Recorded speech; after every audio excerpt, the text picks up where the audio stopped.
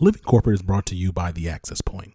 The reality is, this is the largest influx of Black and brown talent corporate America has ever had. And as a result, a variety of talent entering the workforce are first-generation professionals. The other reality? Most of these folks aren't learning what it means to navigate a majority white workplace in their college classes. Enter The Access Point, a live weekly web show within the Living Corporate Network that gives Black and brown college students the real talk they need and likely haven't heard elsewhere. Every week, our hosts and special guests are dropping gems, so don't miss out. Check out The Access Point, airing every Tuesday at 7 p.m. Central Standard on livingcorporate.tv.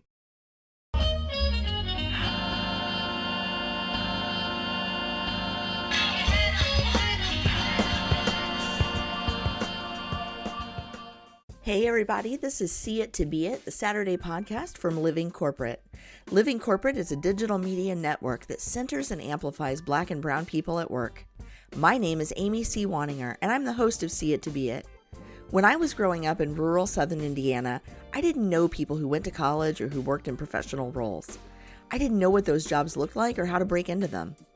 But this show isn't about me, it's about the guests. Every Saturday, I bring you career stories from everyday role models in jobs you may not know exist. More importantly, the folks I interview share their perspectives as Black and brown professionals in jobs and environments where they may be the only. My guest today is Tiffany Waddell Tate, a good friend of mine and business associate. I can't wait for you to meet her. But before we get to the interview, we're going to tap in with Tristan for some career advice.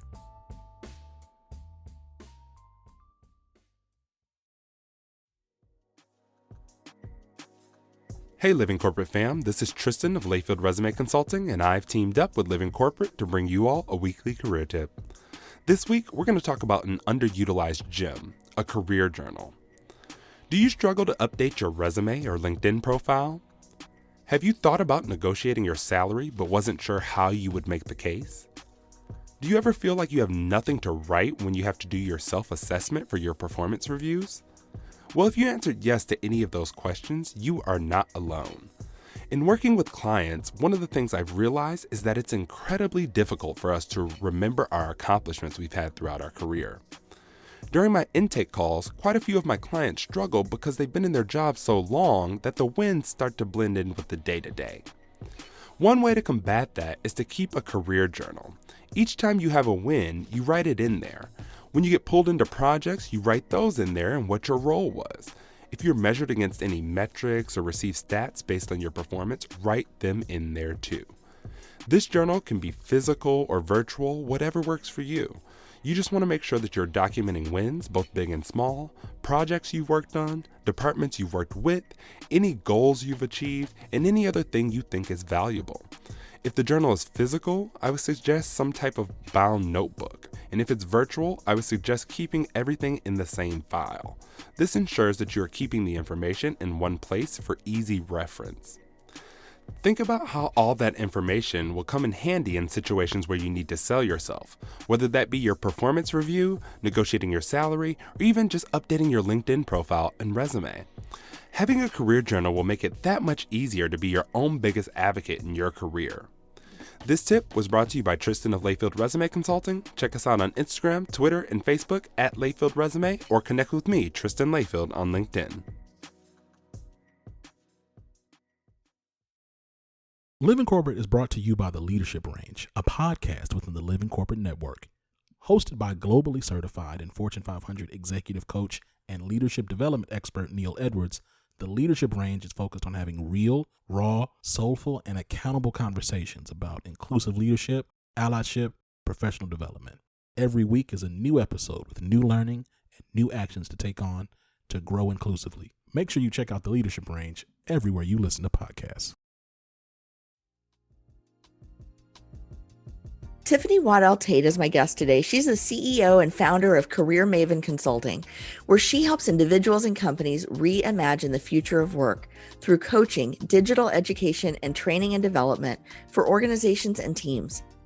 As an in-demand coach, consultant, speaker, and thought leader, Tiffany has been featured on Well and Good, The Every Mom, The Muse, and a variety of podcasts, now including this one. She's a master in coaching professionals to learn, lead, and grow at work while being true to their authentic selves and building their personal brand. Tiffany earned her BA and MA from Wake Forest University and is a Gallup certified strengths coach, diversity educator, and is MBTI certified. Welcome to the show, Tiffany. I'm so glad to have you. Thanks, Amy. I'm happy to be here. So you and I always love to share like how I met people, and we met on Twitter ages ago, which is how I meet almost everybody anymore. And then we ended up at the same conference at the same time. Yeah. And had dinner together and became kind of best friends. We did. At least in my head, we're best friends. I will co-sign that. Yes. All right. Perfect. So it's always so much fun to meet people in person that you know online and find out, oh, this is a real person who is exactly like I expect them to be. And I love that you're helping people with personal branding because clearly you're very good at that. Because I was exactly prepared to meet you just based on your online persona. So can you just talk a little bit about how you got into this work of coaching and helping people build their personal brands? Absolutely. And thank you, Amy. I love when people say that I am exactly how they expected me to be, because that's my hope, to be the same person online as I am off, and there to be consistency and transparency there. How I got into it. So on the career branding front, I launched my career about 10 years ago in higher education, working in student affairs, academic advising, and career development. So I've spent the better part of the last decade working in liberal arts contexts, helping students, alums, and middle career graduates really hone in on what they want to do professionally and how they can add value to organizations. So I got my training the good old fashioned way. I did the work for however many thousands of hours Malcolm Gladwell says you should. And I hung my shingle a couple of years ago because people were asking me for things like help with resume reviews, resume writing, LinkedIn profile writing, and prepping for interviews. And since I was doing that in my day-to-day job, I said, sure, why not? So I picked up a few freelance projects, a few speaking engagements, and really wasn't thinking about building a business per se at the time. But I found that my skills definitely met a need in the market.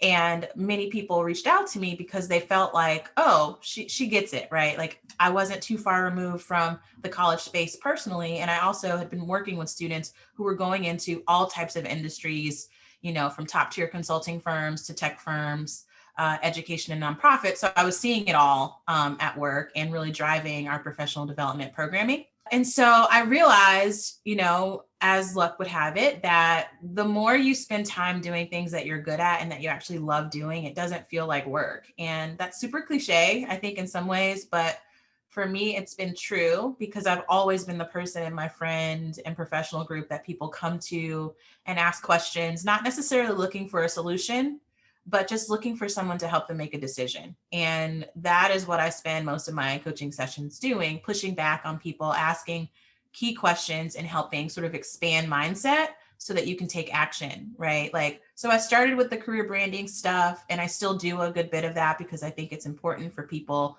to understand how to share their career story. And I also help people sort of move through building the scaffolding for a career and a life that they want. Thank you for explaining that. And I'm wondering, who is your ideal client for the work that you're doing right now?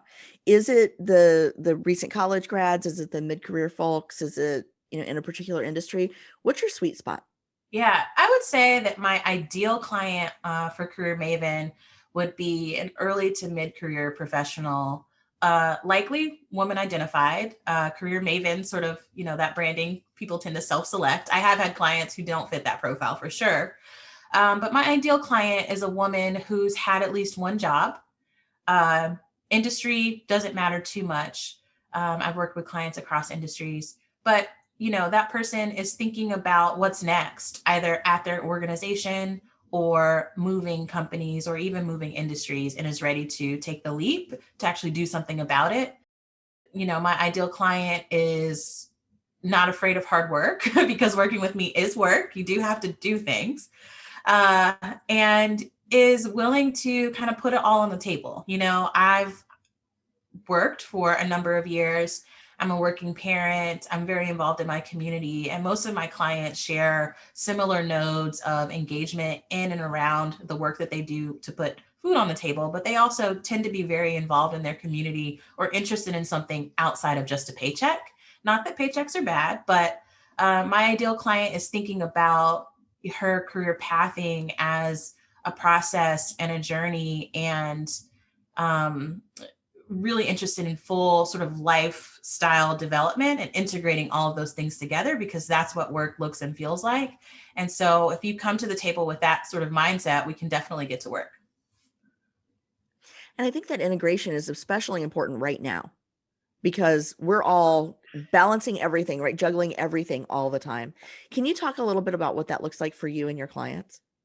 Yes, all the time. I do say, for many of my clients who have been pushed to the online space and they were new to it or weren't used to doing it full time, this work-life integration situation has gotten really real. 2 years ago, we were talking about work-life balance and how do you create space and boundaries, and we're still talking about that. But it looks a little different when your kid rolls into your, Zoom call or unplug something that you need, or drops a bowl of cereal in your lap, which all of those things have happened to me. So I think right now people are really trying to figure out how to do good work and still be engaged when their attention is really fragmented, because you have to take care of home. We're navigating a pandemic. People are tired.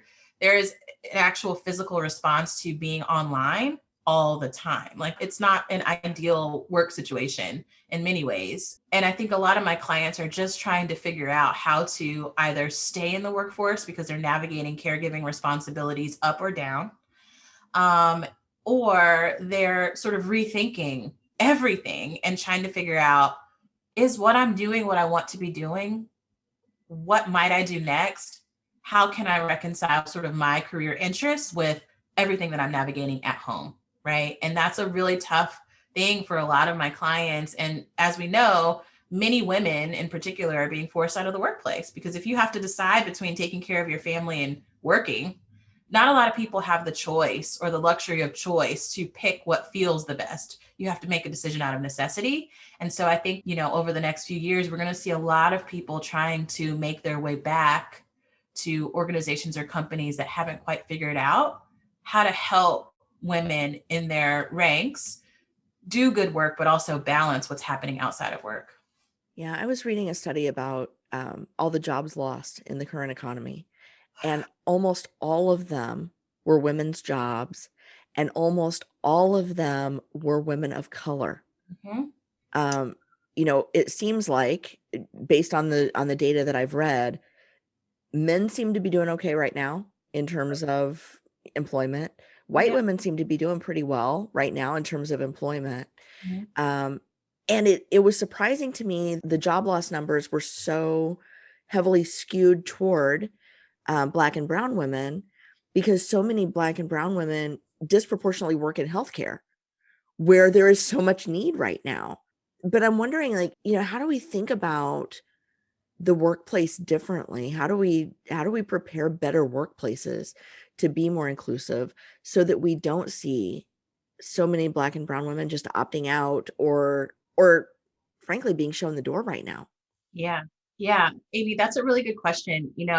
I would offer anecdotally that one of the precipitating factors of what we're seeing in that data is that Black and brown professionals, Black and brown women, who tend to outrank every other demographic in terms of securing higher education and elevated or advanced degrees, do not have the sort of wealth capacity to hire help, right? I mean, that is a big part of it. It's really not about ability or skill, but do you have a robust support network outside of your family, right? Like family, and there is a cultural nuance there in terms of sort of family trends and what community and a village looks like for Black and brown people. But largely, when you get down to brass tacks, the average sort of working or middle class Black or brown family doesn't have fluid income to hire a nanny or a part-time nanny or domestic help. And so these women are being forced to choose between literally standing at home and putting, little fires out all the time, or continuing to excel in their careers. So the talent drain that we saw at the drop-off point of middle management before has started earlier in sort of the first, second job rung on the ladder. And it's a huge just abyss now. It's not just a drop-off, it's just a hole in the ground where everyone's falling in. And I think for companies to help solve for this, policies have to change. Stopgap resources like stipends to offset the cost of childcare needs to be something woven into benefits packages, like the old school tuition concession. That's nice to have a tuition concession benefit. It's great if that can extend to early childcare support, for example, because that would be more inclusive. That would be responding to what more people need in this moment. And will progressively continue to need to retain a talented workforce. And I think companies thinking about being more inclusive and creating spaces of belonging are also actually looking to their people to give them feedback and not just creating plans with no input from the people that are actually driving your organizations, right?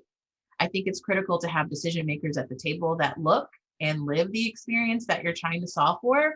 And we know that that's another huge gap in organizations. So those are two things that come to mind. There are many more things that I could say, but those two I think are top of mind. No, it's very helpful. And, and I hope that that employers are listening to their people right now and saying, like, we've got to stop this, stop the bleeding on talent loss, because to your point, we're losing out of the economy some of the most educated, some of the most qualified, some of the people with the most resilience and grit, right, that we have. Mm-hmm. And when we lose that, we lose a lot. Mm-hmm. I want to pick up on something you mentioned earlier about working with a coach, because you said people have to do the work. And this is something that I've been thinking a lot about lately as I build out my own coaching practice in my firm. For example, I could hire a personal trainer, right? And the personal trainer could, if it weren't for COVID, come to my house, every day, if that's what I was willing to pay for, and tell me exactly what to do, exactly what to eat, exactly how to use my treadmill that is collecting dust in my basement, right? But if I don't do the work, nothing changes for me except I'm out the money of a trainer. Mm-hmm. And I think career coaching, professional coaching is much the same way. Can you speak a little bit to that and what the work is involved and why people need to be ready for a coach? Absolutely. Oh my gosh. I always tell people, I remember in the college space, I said this a lot. It still stands at the level of engagement and clientele I work with now. But career coaches are not handing out like those little paydays on a silver platter, those old school candy bars. We don't do that. You don't have a one and done conversation and then you just have everyone beating down your door trying to hire you, right? The actual work is showing up and shifting your mindset. So a lot of the work that I do with clients starts there. We don't actually start with things like a resume. I think people who haven't worked with a coach or someone in the career space, may believe the stereotype that all we do is like fix resumes and it's magical and the resume is the key to the world. The resume is just a tool, right? It's just one of many tools that you can use. But it's not the sum total of you being able to move through professional spaces with agency, confidence, clarity, even, right, to make decisions about what you want to do and where you want to do that work. So working with a coach means that you're showing up just like you would with a personal trainer to work on some mindset barriers that you have that are preventing you from either taking action at all or taking the right action to head in the right direction.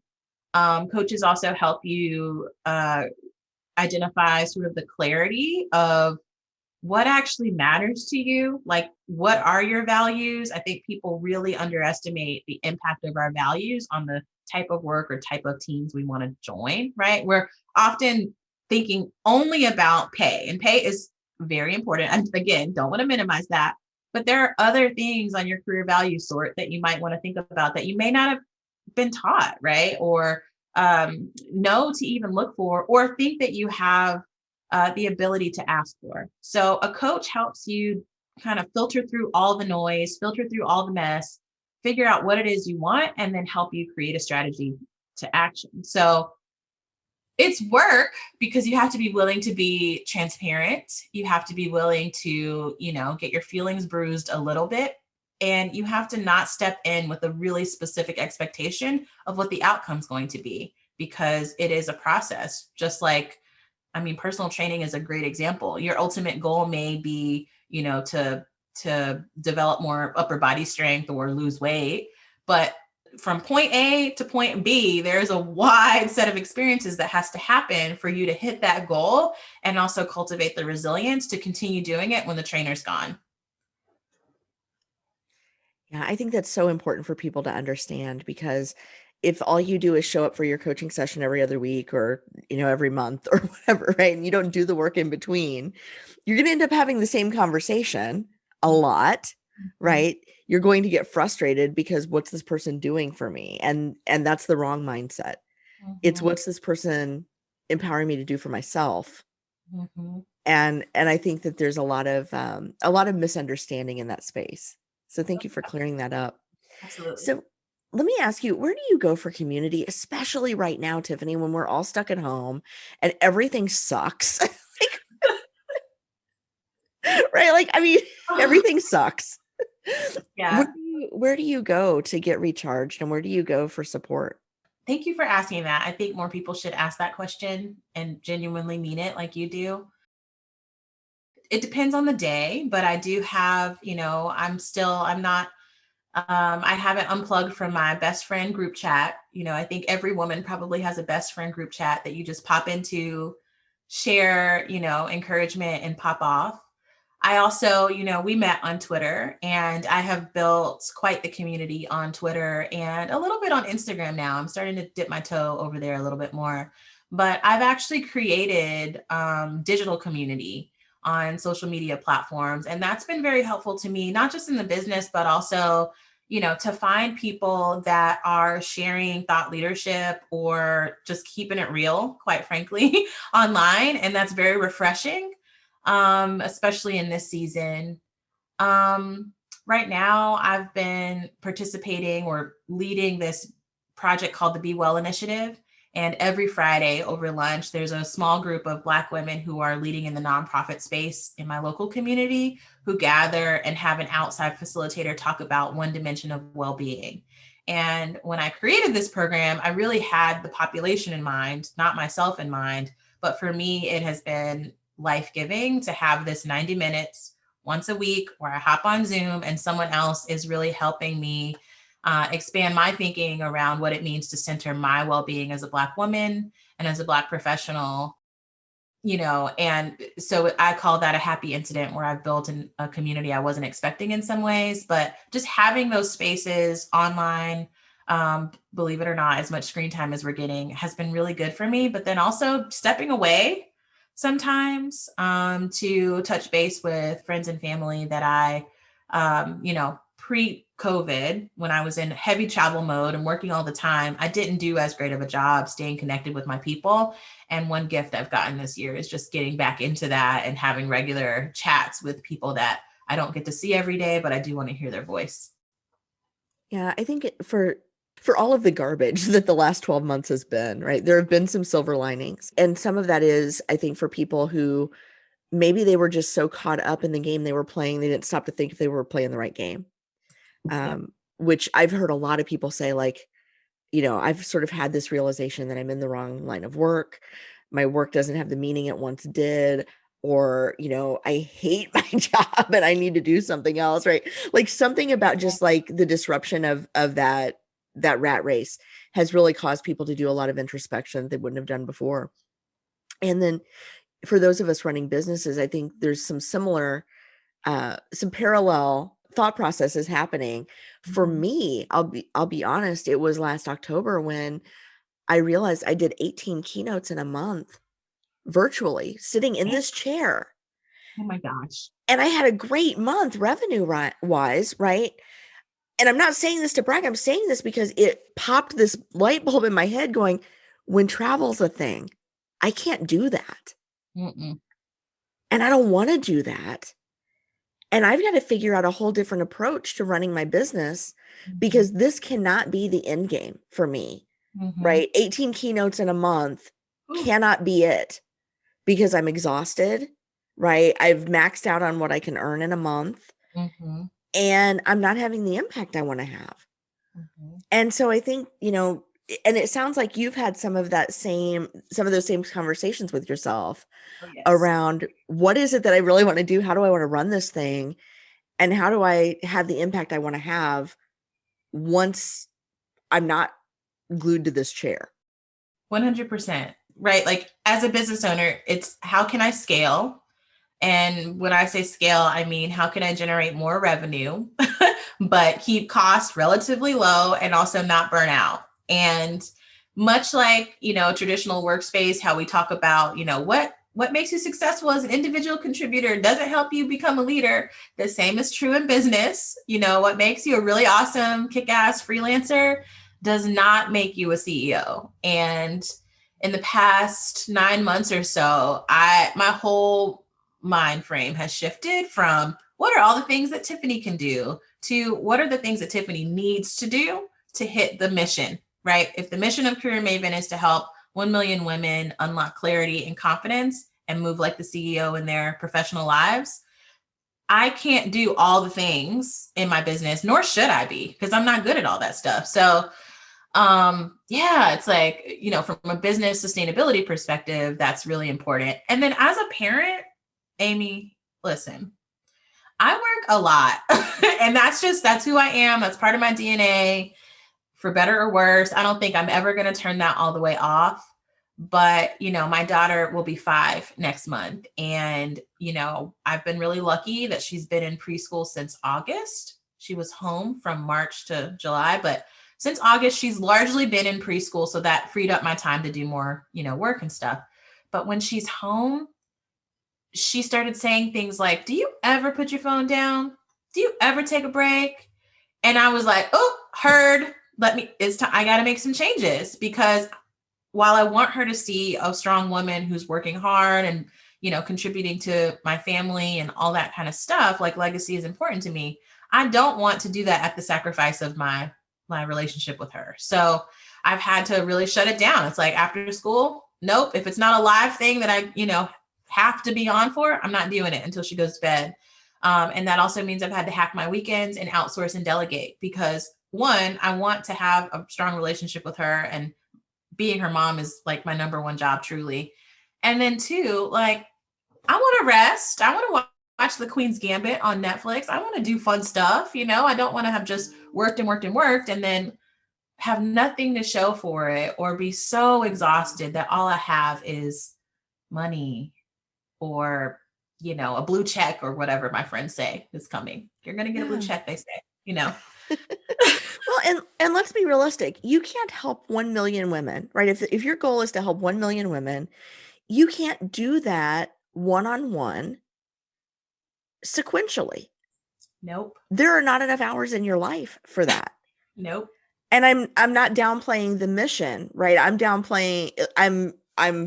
I'm recognizing the significance of that mission to say, wow, you've got to be able to do one to many, and you've got to be able to, to really, scale through, having other people help you deliver your programming, and having programming on demand that doesn't involve your involvement every second of the day, because 1 million is a lot of outreach. Yeah. That's huge. And I think it's totally doable. I mean, I've seen what you're capable of. I've seen it from the outside, and I've seen it behind the scenes. And I think 1 million is a great start for what you're capable of. Thank you. It's wild. Yeah, it is. It is. Yeah. So my daughter, just to kind of give you all some inside information, we had to delay the start of this recording because I was actually brushing baby doll hair for about 15 minutes, trying to get the tangles out so I could put pigtails in it, because that's like part of being a mom right now. And my daughter has been home. This week marks 48 weeks of her being out of daycare and in my house. And I'm so lucky because my husband works from home like 9 out of every 10 work days. And my middle son, who's 12, has been home from school since March 13th of 2020. So 48 weeks of being home. My 18-year-old who didn't get a prom and didn't get a graduation ceremony has been home. We've taken this very seriously, but yeah, you're right. It's like, oh my God, like I have to do something other than work. So we've instituted game nights and we've done things like that to force mom to put down her phone, because I'm like you, I get a lot of satisfaction. I feel a lot of fulfillment from getting the job done. And sometimes I have to create jobs for myself that involve paying attention to my family so that I'm getting that job done.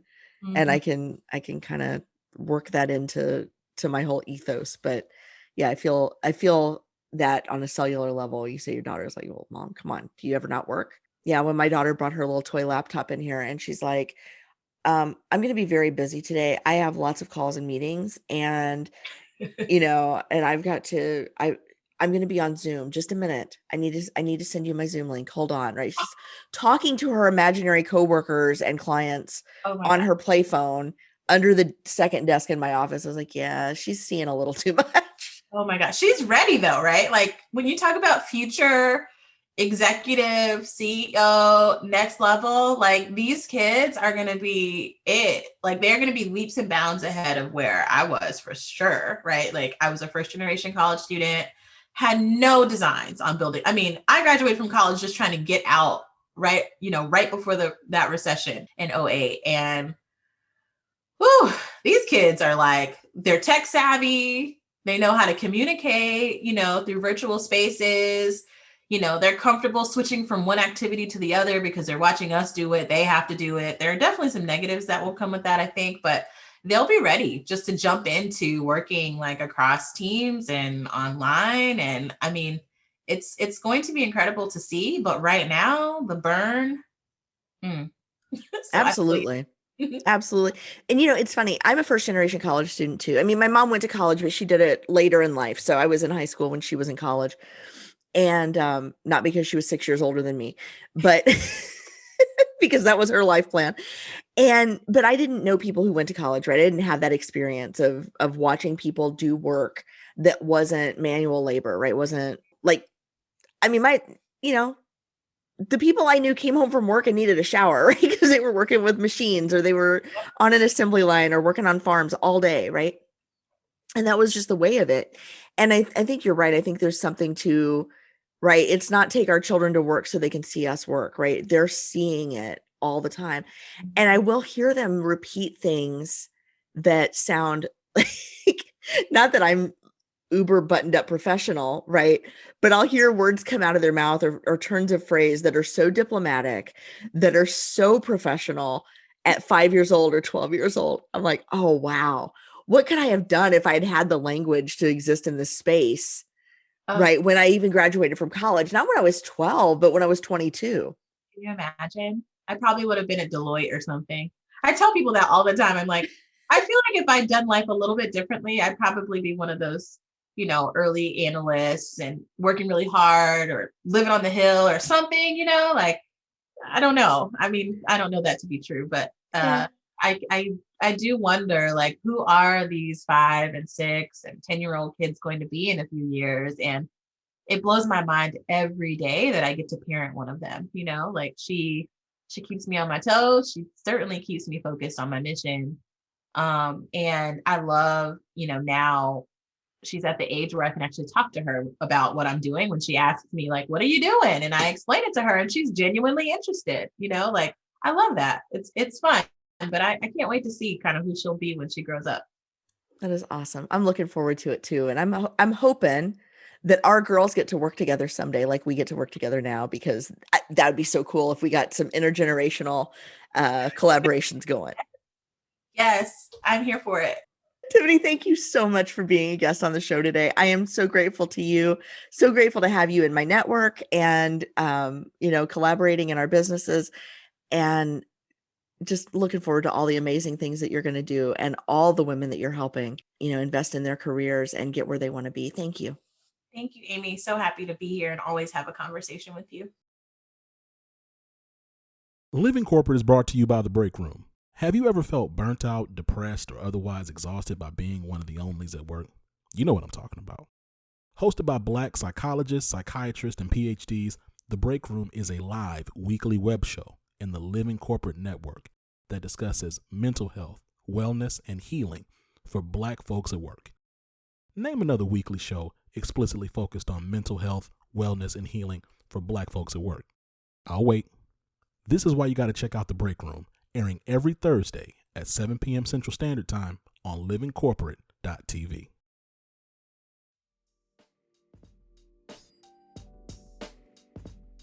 How awesome is Tiffany? I love talking to her. I was so excited to get to meet her in person for the first time at a conference just before the pandemic hit.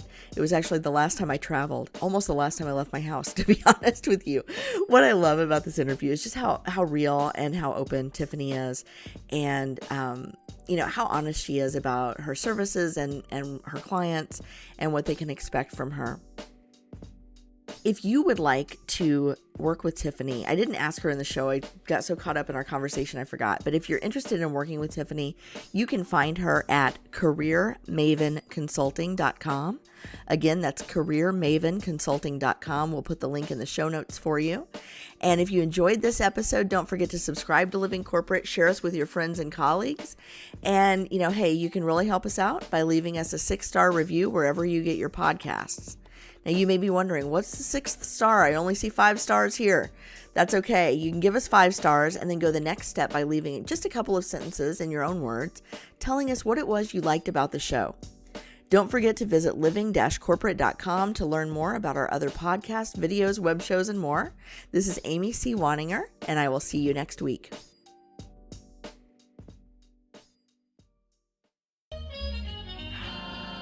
Living Corporate is a podcast by Living Corporate LLC. Our logo was designed by David Dawkins. Our theme music was produced by Ken Brown. Additional music production by Antoine Franklin for Musical Elevation. Post-production is handled by Jeremy Jackson. Got a topic suggestion? Email us at livingcorporatepodcast@gmail.com. You can find us online on Twitter, Facebook, Instagram, and living-corporate.com. Thanks for listening. Stay tuned.